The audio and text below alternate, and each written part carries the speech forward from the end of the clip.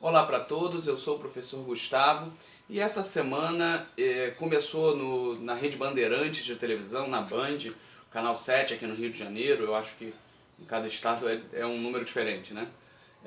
Um programa específico sobre história do Brasil. Era uma vez uma história, eu acho que é esse o nome. Se eu tiver errado eu vou botar aqui no vídeo durante a edição. É um programa apresentado pelo Dan Stulbach. O Dan Stulbach é um ator que ficou bastante conhecido no Brasil porque ele parece um pouco com o Tom Hanks, mas é um excelente ator. Ele também é o cara da Raquete, a primeira novela que ele fez, ele tinha um problema com isso, só acabou ficando por aí. E é um excelente ator, eu já falei aqui dele no Projeto Estudando, no vídeo do Tempo de Paz, sobre o filme Tempo de Paz. E ele também é apresentador de programas esportivos na ESPN, e eu acho que agora ele está até voltando para a carreira de ator, eu acho que ele voltou para as novelas, alguma coisa assim. Então ele apresenta esse programa com a historiadora e antropóloga Lilia Schwartz, que é uma das grandes historiadoras do Brasil vivas, né? É uma das melhores historiadoras que tem o maior consenso sobre o período do Império Brasileiro. Um dos livros dela que eu lembro de ter lido durante a minha universidade, As Barbas do Imperador, que é uma biografia do Dom Pedro II, é um livro exemplar, é realmente uma excelente historiadora, uma profissional gabaritada para aquilo que ela está fazendo. E isso eu achei bastante importante. Então, baseado nesse vídeo, nessa estreia e em outras reflexões que eu já vinha fazendo, eu decidi hoje conversar um pouco sobre a função da história enquanto entretenimento, que até certo ponto é o que eu faço aqui. Eu coloco a história enquanto entretenimento no nosso canal e tento, com isso, chegar até a educação. Então, primeiro eu vou fazer algumas reflexões sobre isso, para depois chegar nesse vídeo e falar sobre o programa novo da Bandeirantes, tá? Então vamos lá. Se a gente levar em consideração o cinema e a televisão enquanto produtos de um evento específico, que é o cinematógrafo, que é a câmera de vídeo, a gente começa a pensar na história enquanto entretenimento no primeiro momento em que ele é criado. Os irmãos Lumière, que criam o protótipo, que depois se torna o cinematógrafo, eles têm uma ideia muito específica de como ele seria utilizado. Eles não criam o cinema enquanto entretenimento, eles criam a tecnologia necessária para isso. Porque os irmãos Lumière acreditavam que aquilo era um registro do presente. Ele não tinha uma intenção de contar uma história ficcionalizada. Então os primeiros vídeos dele eram tipo a saída da fábrica. E eles colocavam a câmera na saída da fábrica e era esse o vídeo. Ou então a chegada do trem. Embora aquilo tenha sido muito revolucionário, era a visão que eles tinham específica.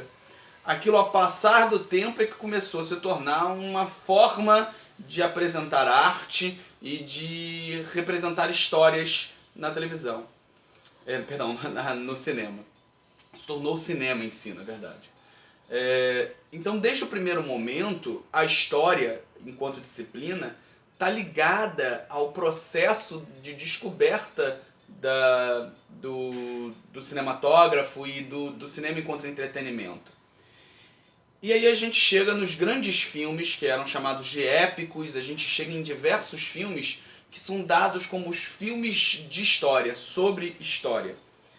A gente pega filmes de uma fase como A Queda do Império Romano, a gente pode falar de Espartacus, a gente pode falar de Ben-Hur, que são filmes que olham para trás, para o passado.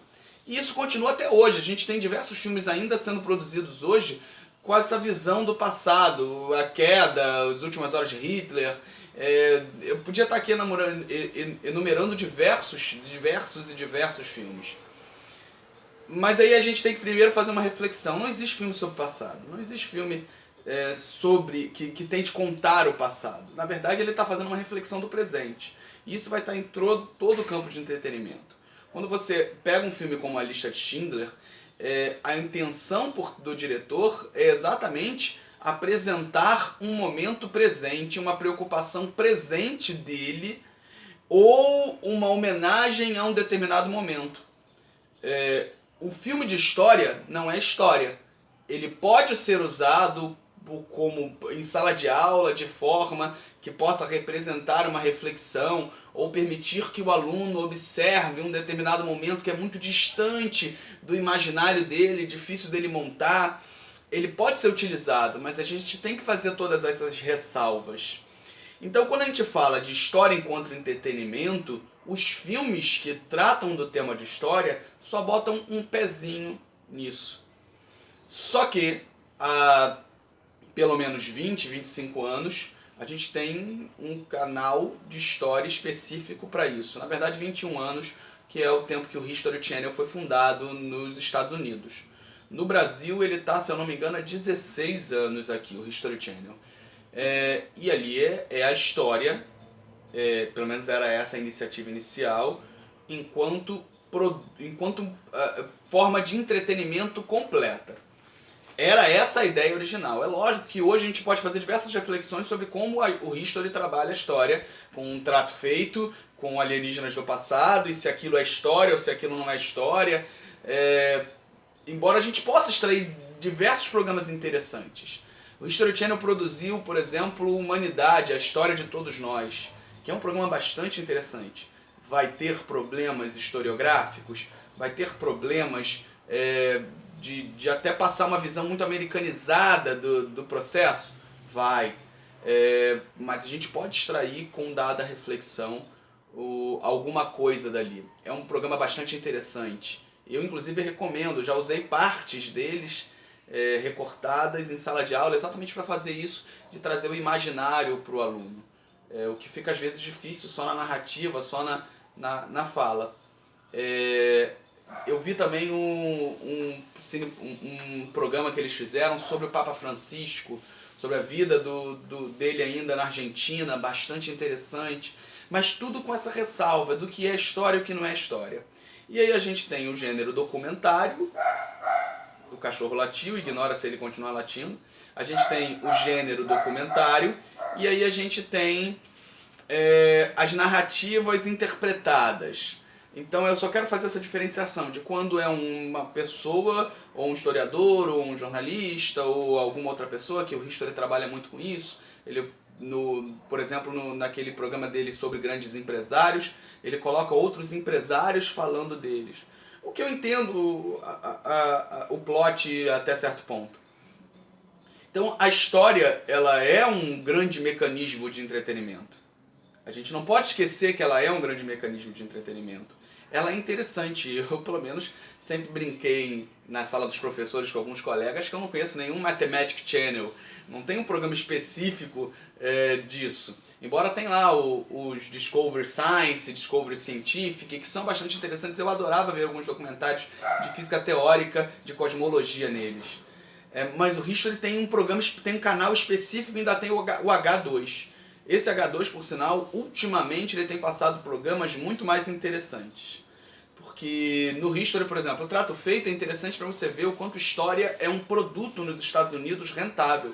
Quando alguém chega com um documento e vende aquele documento. Esse é um tipo de coisa que no Brasil é inalcançável. Até o próprio campo dos historiadores, o campo ao qual eu pertenço, é um campo muito difícil de você realmente buscar lucratividade. Você trabalha... É um trabalho honrado, mas é um trabalho muito mais amor e muito mais paixão. Você geralmente vai estar ligado a uma universidade, a prática de sala de aula vai estar sempre linkado a ele. Vai ser muito difícil você achar alguém que seja só historiador. E aí a gente volta para esse programa da Bandeirantes. Em primeiro lugar, elogiar extremamente a produção do programa. Está muito bem feito, muito interessante de fazer. Ele faz o link bem entre o Dan Stubach apresentando e a Lily Schwartz contando a história com a maestria dela. Eu achei que ela está muito bem, não parece um texto ensaiado, parece mais uma aula dela mesmo. E vivenciando aquilo na história, interpretando Dom João, colocou Dom Rodrigo de Souza Coutinho, que é algo bastante interessante, que é algo até certo ponto recente na historiografia. Quando eu estudava, não se falava que a teoria, a ideia de vir para o Brasil foi defendida principalmente por ele. É algo que eu aprendi mais na universidade do que na graduação, dentro de sala de aula, e eu falo em sala de aula. Então eu achei muito interessante por isso. Acho que podia ter sido contado. Ele começa a contar a partir da vinda da família real para o Brasil, o programa da Bandeirantes. Só que eu acho que ele podia ter pego alguma coisa de colonização, nem que fosse num programa, para dar uma fundamentada. Mas entendo os motivos, até pela própria presença da Lilia Schwartz, que é uma imperialista, é uma historiadora especialista em império, e também pela própria forma com que o Enem é construído. O Enem olha muito mais para o Brasil a partir do momento em que a família real chega, que é quando realmente o Brasil começa o seu processo de independência. Então isso está muito bem encaixado. Por sinal, fazendo aqui um adendo, que eu devo repetir agora no final do vídeo, todo mundo que está estudando para o Enem tem que acompanhar esse programa.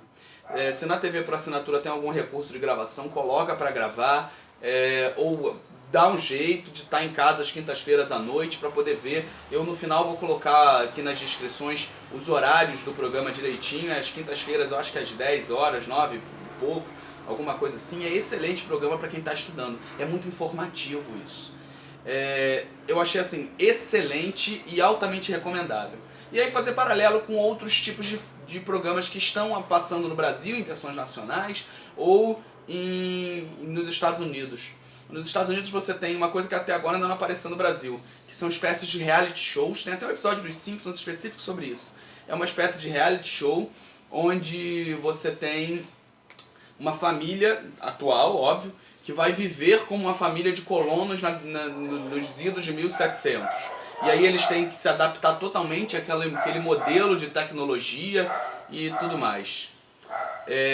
E outro programa que está sendo reaproveitado no Brasil pelo Comedy Central é o Drink History, aqui no Brasil traduzido como História Bêbada. Lá eles colocam humoristas para contar momentos da história americana, enquanto embebedam essa pessoa.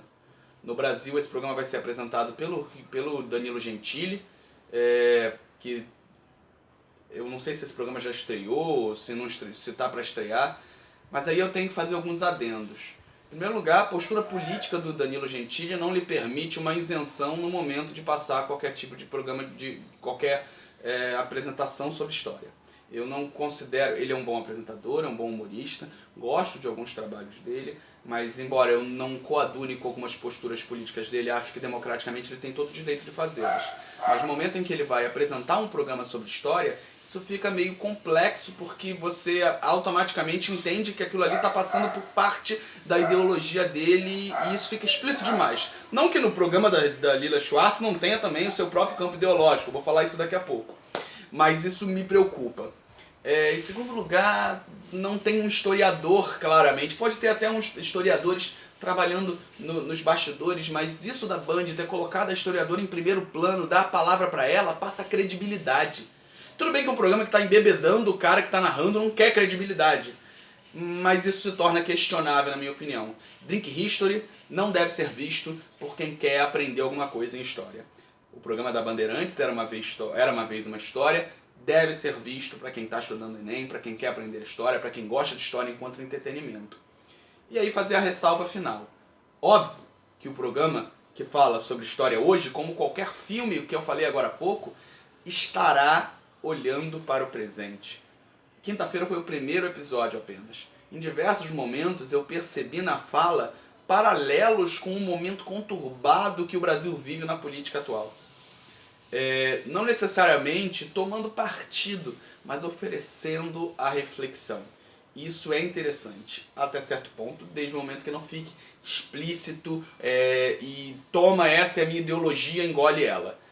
Isso eu acho que é errado, isso eu não percebi no programa, e eu acho que não é o trabalho do professor em sala de aula. O professor deve levar a reflexão, não deve impor antidemocraticamente a sua postura, seja ela de esquerda, de direita, do meio, do que for, do amarelo, do azul, do vermelho, se é que a gente ainda pode falar em direita e esquerda, e hoje em dia isso tudo é muito, muito questionável. Eu até tenho a intenção de fazer vídeos mais pra frente explicando os campos ideológicos de maneira clara e tentando tirar até o máximo possível meu próprio dedo, minha própria pensamento político.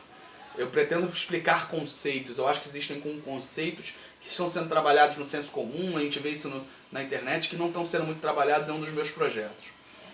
Então é isso, fica para vocês a alta recomendação desse programa da Bandeirantes, que passa toda quinta-feira à noite. Eu recomendo muito esse programa, principalmente para quem está estudando, para quem quer tentar o Enem no fim do ano. E se você gostou dessa minha apresentação, dessa minha reflexão, se você tem algo contra, se você quer defender ou atacar, pode escrever aqui nos comentários. Pode me procurar nas redes sociais, quem tem minha rede social. Aproveitando aqui para fazer uma pequena propaganda, eu estou com já, na verdade, antes do canal eu já tenho isso. Um site, uma página no Facebook, uma fanpage no Facebook, só sobre críticas cinematográficas. Vou colocar o endereço dela aqui e o link na descrição do vídeo para que vocês possam dar uma olhada. E se quiser, todo filme que eu vejo no cinema, todo filme que eu acho importante, eu vou e coloco a crítica lá. Não é nada para ganhar dinheiro, não é nada que eu esteja ganhando dinheiro de algum estúdio para poder fazer isso. Quem me dera ter esse tipo de capacidade. Mas não tenho, é só coisa de fã para fã mesmo. E é aquilo o que eu falo sempre, gostou, curte, compartilha mesmo. Eu acho que a gente pode levar esse vídeo para várias pessoas que não me conhecem, que podem me conhecer só aqui pelo YouTube, e é isso que eu quero. Muito obrigado a todos, valeu gente!